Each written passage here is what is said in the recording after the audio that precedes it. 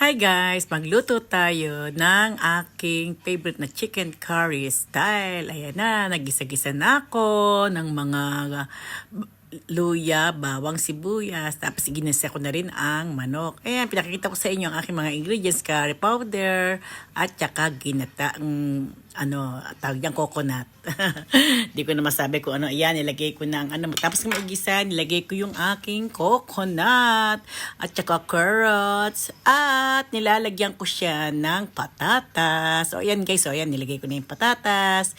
Ayan na nga, ngayon, lalagyan ko siya ng curry powder. Ayan, ayan ang curry powder ng sa India. At patis pampalasa.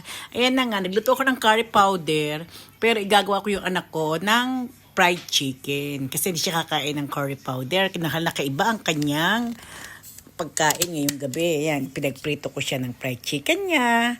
Ayan na nga guys, nang maluto na si fried chicken at naluluto na rin yung aking curry powder. Ayan, kain na tayo. Ang sarap ng aking ginawang chicken curry powder at fried chicken.